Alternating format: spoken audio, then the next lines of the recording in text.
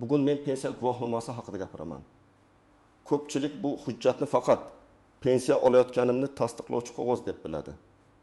Lekin amalda pensiya guvohnomasi ayrim vaziyatlarda sizning pulingizni tejaydi. Navbatlarda va idoralarda ishingizni yengillashtiradi. Ayrim xizmatlardan imtiyozli foydalanishga yordam beradi. Eng muhimi, ko'pchilik bu imkoniyatlarni bilmagani uchun o'z haqidan foydalanmaydi. Bu ma'lumot har bir oilaga tegishli. Chunki oilada pensioner bo'lmasa ham ota-onangiz, buvingiz, bobongiz, qo'shningiz yoki yaqin qarindoshingiz bor. Bugungi videoni oxirigacha ko'rsangiz, pensiya guvohnomasi orqali qanday 9 ta yashirin imkoniyatdan foydalanish mumkinligini aniq tushunasiz. Hozirning o'zida kanalga obuna bo'ling, videoga like bosing. Chunki men bunday mavzularni oddiy tilda, hujjat va hayotiy misollarni tushuntirib boraman. Avvallari pensiya guvohnomasi oddiy qizil yoki boshqa ko'rinishdagi hujjat sifatida qabul qilinar edi. Uni odamlar asosan pensiya tayinlanganda olib, uyda saqlab qo'yardi. Kerak bo'lsa, bankka, mahalla idorasiga, tibbiyot muassasasiga yoki ijtimoiy himoya bo'limiga olib borishardi. Ko'pchilik pensiya kartam bor, guvohnoma nimaga kerak deb o'ylaydi. Lekin hozir vaziyat o'zgargan. Davlat xizmatlari raqamlashmoqda. Pensiya ma'lumotlari elektron bazalarda ko'rinmoqda. Ayrim joylarda guvohnomaning o'zi emas, uning ma'lumotlari talab qilinmoqda. Shunga qaramay, amaliy hayotda pensiya guvohnomasi hali ham muhim. Chunki ayrim tashkilotlarda pensioner maqomini tez isbotlash kerak bo'ladi. Masalan, siz dorixonada chegirma so'raysiz, sanatoriy yo'llanmasi bo'yicha murojaat qilasiz. Kommunal to'lov masalasida maslahat olasiz. Transportdagi imtiyoz haqida so'raysiz yoki moddiy yordam uchun ariza topshirasiz. Shunday paytda guvohnoma men pensionerman degan gapni hujjat bilan tasdiqlaydi. Men ko'p hollarda shuni ko'raman. Odamlar huquqi borligini bilmaydi. Bilsa ham qayerga borishni bilmaydi. Qayerga borishni bilsa ham qanday hujjat so'ralishini bilmaydi. Natijada vaqt ketadi, asab buziladi. Ba'zan esa odam o'ziga tegishli yengillikdan umuman foydalana olmaydi. Pensiya guvohnomasining eng asosiy, lekin juda muhim imkoniyati sizning pensioner maqomingizni tez isbotlab berishi. Bu oddiy ko'rinadi. Ammo amaliyotda katta farq qiladi. Masalan, 37 yoshli otaxon tibbiyot muassasasiga boradi. Unga ayrim xizmatlar bo'yicha pensioner sifatida alohida tartib yoki imtiyoz tushuntirilishi mumkin. Lekin xodim hujjatingiz bormi deb so'raydi. Pasport yoshni ko'rsatadi, lekin har doim ham pensiya olayotganingizni ko'rsatmaydi. Chunki ayrim odamlar yoshga yetgan bo'lsa ham pensiyani rasmiylashtirmagan bo'lishi mumkin. Ayrimlar esa nogironlik yoki boquvchisini yo'qotganlik pensiyasi oladi. Pensiya guvohnomasi esa aynan pensiya oluvchi ekaningizni tasdiqlaydi. Masalan, ayol kishi 28 yoshda bo'lishi mumkin, lekin u yoshga doir pensiyadami? Nogironlik pensiyasidami yoki hali ishlayaptimi? Buni pasportdan bilib bo'lmaydi. Guvohnoma bu savolga javob beradi. Shuning uchun men pensionerlarga doim aytaman, guvohnomani uyda sandiqda emas, xavfsiz joyda, kerak bo'lganda tez topiladigan holatda saqlang. Asl nusxani yo'qotmaslik kerak, lekin telefoningizda sifatli surati ham bo'lsin. Ba'zi joylarda surat yetarli bo'lmasligi mumkin. Lekin maslahat olishda yoki ma'lumot aniqlashda juda yordam beradi. Pensiya guvohnomasi ijtimoiy yordam masalalarida ham kerak bo'lishi mumkin. Men bu yerda bir narsani aniq aytaman. Pensiya guvohnomasi avtomatik ravishda hammaga pul beradi degani emas. Lekin u sizning ijtimoiy maqomingizni tasdiqlovchi hujjatlardan biri sifatida ishlatiladi. Masalan, yolg'iz yashovchi pensioner, kam daromadli oila a'zosi bo'lgan pensioner, nogironligi bor pensioner yoki parvarishga muhtoj kishi mahalla orqali yordam so'rashi mumkin. Hayotiy misol, 22 yoshli onaxon oyiga 1120 so'm pensiya oladi. U yolg'iz yashaydi. Dori-darmon xarajati oyiga 400 ming so'm, kommunal to'lovlar mavsumga qarab 2000 ming so'mgacha chiqadi. Qolgan pul oziq-ovqatga yetishi qiyin. Bunday vaziyatda u mahallaga murojaat qilib, moddiy yordam, oziq-ovqat yordami yoki boshqa ijtimoiy ko'mak masalasida ariza berishi mumkin. Ariza berayotganda pasport, pensiya guvohnomasi, pensiya miqdorini tasdiqlovchi ma'lumot, yashash sharoiti haqida ma'lumot so'ralishi mumkin. Ko'pchilik menga baribir yordam berishmaydi deb umuman murojaat qilmaydi. Men bunday yondashuvni noto'g'ri deb hisoblayman. Agar sizda haqiqatan ehtiyoj bo'lsa, hujjatlarni tayyorlab yozma ariza murojaat qiling. Og'zaki gap boshqa, yozma ariza boshqa. Yozma arizada sana bo'ladi, mazmun bo'ladi. Javob berish majburiyati paydo bo'ladi. Pensiya yoshidagi odamlar ko'proq shifokorga boradi, tekshiruvlardan o'tadi, dori oladi. Pensiya guvohnomasi tibbiyot tizimida ayrim vaziyatlarda yordamchi hujjat bo'lishi mumkin. Ayniqsa nogironlik pensiyasi oluvchi shaxslar, yolg'iz pensionerlar yoki ijtimoiy himoyaga muhtoj qatlamga kiruvchi odamlar uchun bu muhim. Misol uchun 34 yoshli erkak insultdan keyin reabilitatsiya muolajalariga muhtoj. U poliklinikaga borib yo'llanma. Imtiyozli davolanish yoki tibbiy ijtimoiy xizmatlar haqida so'raydi. Shunda shifokor yoki mas'ul xodim uning hujjatlarini ko'radi. Pasport, tibbiy hujjatlar, nogironlik ma'lumotnomasi bo'lsa, u pensiya guvohnomasi va boshqa zarur qog'ozlar.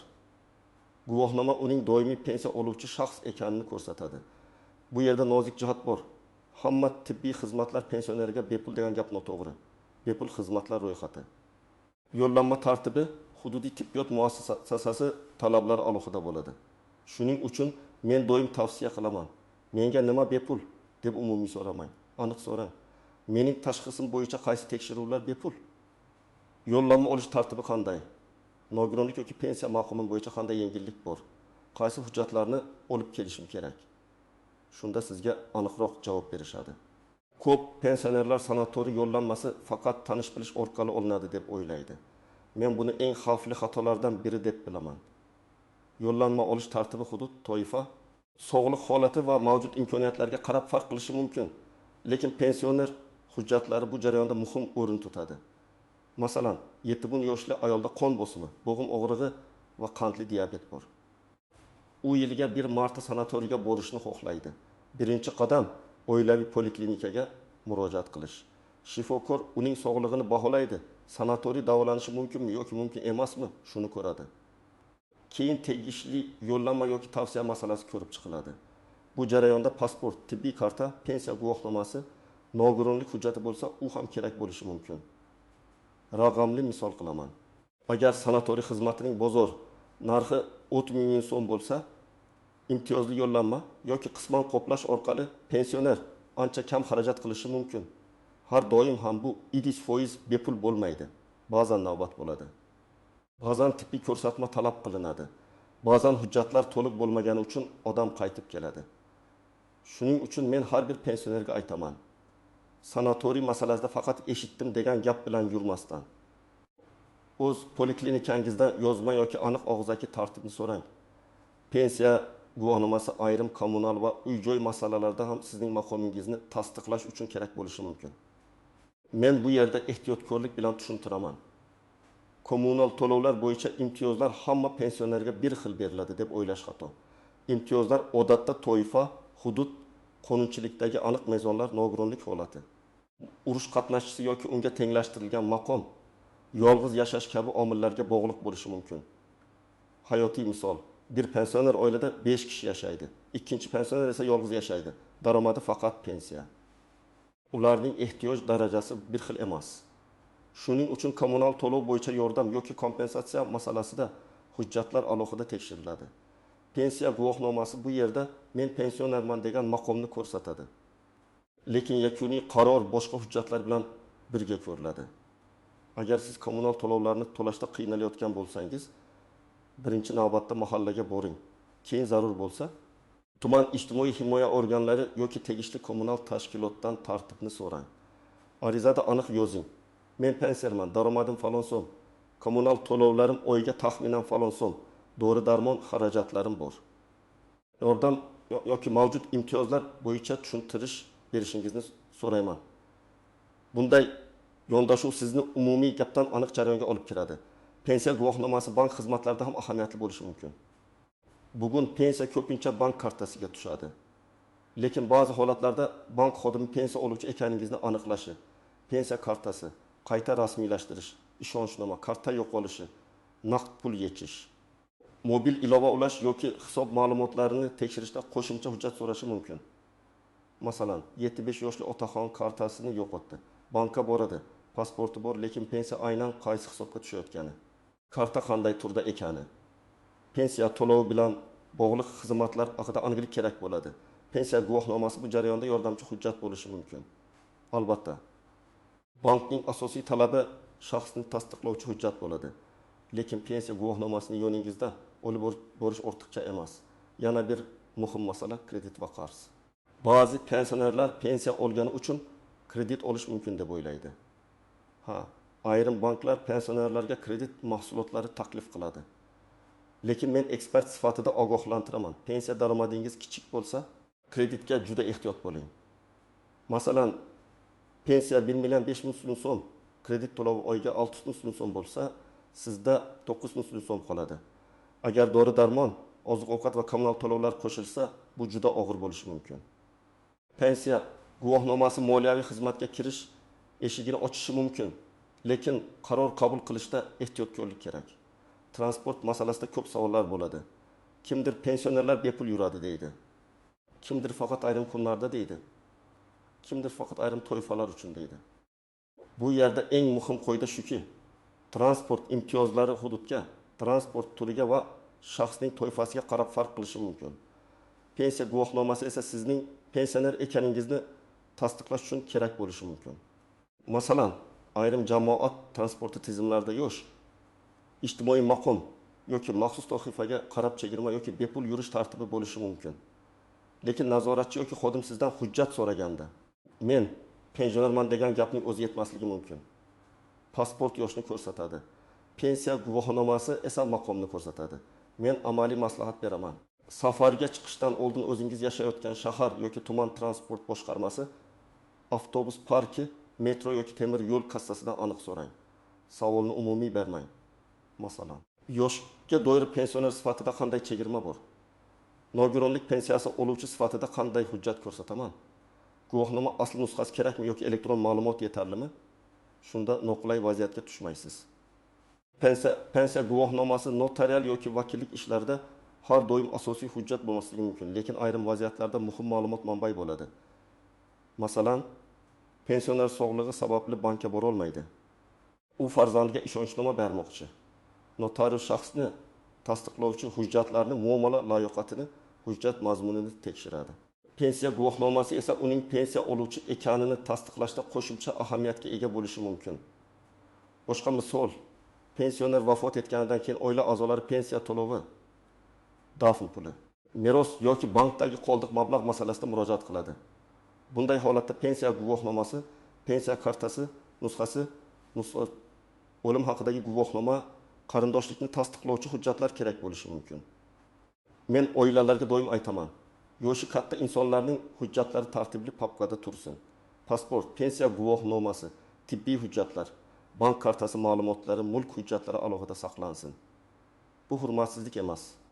Aksincha, qiyin vaziyatda oilani sarson qilmaslikdir. Agar pensioner o'zi yura olmasa, qarindoshlar uning nomidan ish yuritmoqchi bo'lsa, og'zaki kelishuv yetarli bo'lmaydi.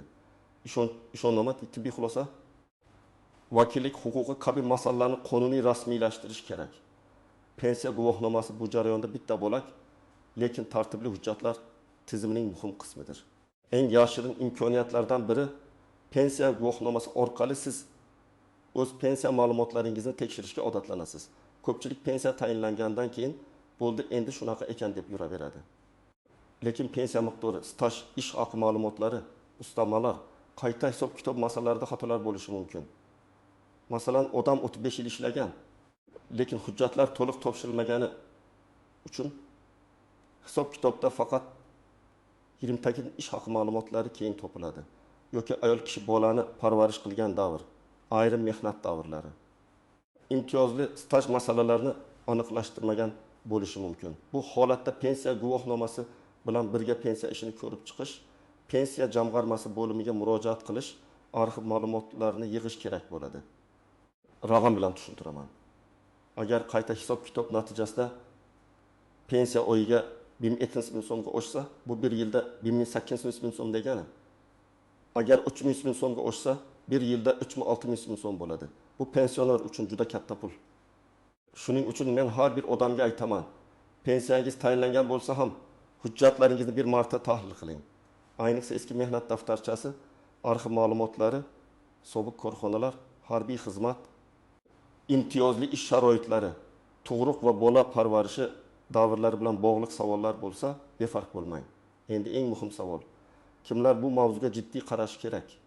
Birinchidan, pensiya guvohnomasini yo'qotganlar. Agar hujjat yo'qolgan bo'lsa, uni tiklash tartibini so'rang. Chunki kerak bo'lganda topaman degan fikr noto'g'ri. Hujjat aynan shoshilinch paytda kerak bo'ladi. Ikkinchidan, pensiya miqdoridan shubhalanayotganlar. Men ko'p ishlaganman, lekin pensiyam kam degan gapni ko'p eshitaman. Bu gap har doim ham xatoni anglatmaydi. Chunki pensiya hisoblashning o'z qoidalari bor. Lekin shubha bo'lsa tekshirtirish kerak. Hujjatlarni yig'masdan turib, faqat nolish bilan natija bo'lmaydi. Uchinchidan, yolg'iz yashovchi pensionerlar. Sizlar ijtimoiy yordam, parvarish, tibbiy xizmat, kommunal yuklama bo'yicha mavjud tartiblarni albatta so'rashingiz kerak. To'rtinchidan, nogironlik pensiyasi oluvchilar. Sizlarda qo'shimcha hujjatlar, tibbiy komissiya xulosalari va alohida imtiyozlar bo'lishi mumkin. Beshinchidan, farzandlari chetda bo'lgan yoki o'zi idoralarga borishga qiynaladigan pensionerlar. Sizlarda ishonchnoma va vakillik masalasi oldindan tartibga solinishi kerak. Kimlar nisbatan xotirjam bo'lishi mumkin? Hujjatlari tartibli, pensiya miqdorini tekshirgan, bank kartasi ishlayotgan, tibbiy va ijtimoiy ehtiyojlari bo'yicha qayerga murojaat qilishni biladigan odamlar. Lekin xotirjam bo'lish, befarq bo'lish degani emas. Qonunchilik. Tartiblar va xizmat ko'rsatish usullari o'zgarib turadi. Shuning uchun yiliga kamida bir marta o'z hujjatlaringizni ko'zdan kechirgan yaxshi. Birinchi nozik nuqta, pensiya guvohnomasi hamma eshikni avtomatik ochmaydi. U maqomni tasdiqlaydi, lekin imtiyozning o'zi alohida qonun, qaror, mahalliy tartib yoki tashkilot qoidasi bilan belgilanadi. Shuning uchun guvohnomam bor, demak hammasi bepul deb o'ylamang. Ikkinchi nozik nuqta, asl nusxa va nusxa masalasi.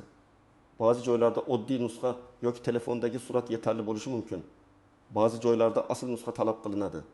Shoshilinch vaziyat bo'lmasa, asl nusxani ehtiyot qiling. Ko'chaga olib chiqsangiz, alohida papkada saqlang. Uchinchi nozik nuqta, firibgarlardan ehtiyot bo'ling. Pensiya guvohnomangizni bering. Sizga imtiyoz chiqarib beraman. Kartangiz parolini ayting. Telefoningizga kelgan kodni ayting degan gaplarga ishonmang. Hech qaysi rasmiy xodim bank kartangiz PIN kodi yoki SMS kodini so'ramasligi kerak. Pensionerlar aynan ishonuvchanli, savobli firibgarlar uchun oson ishonga aylanadi. To'rtinchi nozik nuqta, hujjatlardagi ism, familiya, tug'ilgan sana xatolari. Eski hujjatlarda bitta harf farqi ham muammo chiqarishi mumkin. Masalan, mehnat daftarchasida familiya boshqacha yozilgan, pasportda da boshqacha. Bu pensiya qayta hisob-kitobi yoki arxiv ma'lumotini qo'shishda muammo bo'ladi. Bunday holatda hujjatlarni moslashtirish, arxiv ma'lumotlarini tasdiqlash yoki sud orqali faktni belgilash kerak bo'lishi mumkin. Beshinchi nozik nuqta, elektron tizimda bor ma'lumot bilan qo'ldagi hujjat mos kelmasligi. Agar sizning pensiya ma'lumotlaringiz bazada boshqacha, guvohnomada boshqacha ko'rinsa, darhol mas'ul bo'limga murojaat qiling. Keyin to'g'rilanadi deb yurish keyin katta muammoga aylanishi mumkin. Endi men sizga aniq nima qilish kerakligini aytaman. Birinchi qadam, pensiya guvohnomangiz bor yo'qligini tekshiring. Agar bor bo'lsa, undagi ism, familiya, tug'ilgan sana, pensiya turi va boshqa ma'lumotlar to'g'ri yozilganini ko'ring. Agar yo'qolgan bo'lsa, hududingizdagi pensiya jamg'armasi bo'limi yoki davlat xizmatlari orqali tiklash tartibini so'rang. Ikkinchi qadam, hujjatlar papkasini tayyorlang. Unda pasport nusxasi, pensiya guvohnomasi nusxasi, pensiya kartasi ma'lumoti, mehnat daftarchasi nusxasi, arxiv ma'lumotlari, tibbiy hujjatlar, nogironlik hujjati bo'lsa, uning nusxasi. Kommunal to'lov kvitansiyalari, dori-darmon xarajatlari bo'yicha chek yoki ro'yxat bo'lsin. Bu papka sizga mahalla, poliklinika, bank, notarius yoki ijtimoiy himoya idorasida vaqt tejaydi. Uchinchi qadam, pensiya miqdorini tekshirtiring. Agar staj, ish haqi, arxiv yoki imtiyozli davrlar bo'yicha savolingiz bo'lsa, pensiya jamg'armasiga yozma murojaat qiling. Arizada shunday yozish mumkin: mening pensiyam hisob-kitobida mehnat stajim va ish haqi ma'lumotlarim to'liq inobatga olinmaganini tekshirib berishingizni so'rayman. Arizaga mavjud hujjatlarni ilova qiling. To'rtinchi qadam, tibbiy va ijtimoiy ehtiyojlaringizni alohida ro'yxat qiling. Masalan, qon bosimi dorisi, qandli diabet tekshiruvi, bo'g'im muolajasi, sanatoriy tavsiyasi, uyda parvarish kerak deb yozing. Keyin poliklinika va mahallaga shu ro'yxat bilan boring. Aniq muammo aytilsa, aniq yo'l ko'rsatiladi. Beshinchi qadam, imtiyozlarni joyida tekshiring. Transport bo'yicha transport tashkilotidan, kommunal bo'yicha tegishli xizmatdan, ijtimoiy yordam bo'yicha mahalladan, sanatoriy bo'yicha poliklinikadan so'rang. Har bir joyda qaysi hujjat kerak, muddat qancha, ariza qayerga topshiriladi, javob qachon beriladi deb so'rashni odat qiling. 6-qadam, yaqinlaringiz bilan kelishib oling. Agar pensioner yoshi katta bo'lsa, farzandlari yoki ishonchli odami uning hujjatlari qayerda turganini bilsin. Lekin bank kartasi PIN kodi, SMS kodi va shaxsiy ma'lumotlar begona odamga berilmasin. Ishonchli vakillik kerak bo'lsa, notarius orqali rasmiylashtiring. 7-qadam, har bir murojaatni yozma qiling. Og'zaki so'rov tez, lekin izsiz qoladi. Yozma ariza esa ro'yxatga olinadi. Javobdan norozi bo'lsangiz, yuqori tashkilotga murojaat qilish imkoniyati paydo bo'ladi. Bu ayniqsa pensiya qayta hisob kitobi, ijtimoiy yordam va hujjatdagi xatolar masalasida muhim. Demak, pensiya guvohnomasi oddiy qog'oz emas. U pensioner maqomini tasdiqlaydi. Ijtimoiy yordamga murojaat qilishda yordam beradi. Tibbiyot va sanatoriy masalalarida kerak bo'lishi mumkin. Kommunal, bank, transport, vakillik va pensiya qayta hisob kitobi jarayonlarida muhim rol o'ynaydi.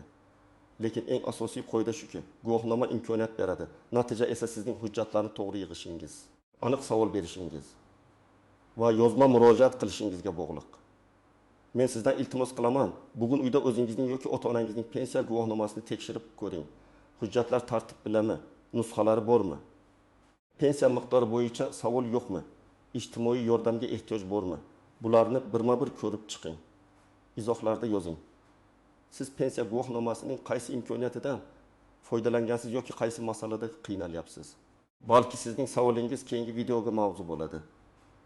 Videoga like bosing, kanalga obuna bo'ling va bu ma'lumotni ota-onangiz, buvingiz, bobongiz yoki pensioner tanishlaringizga yuboring.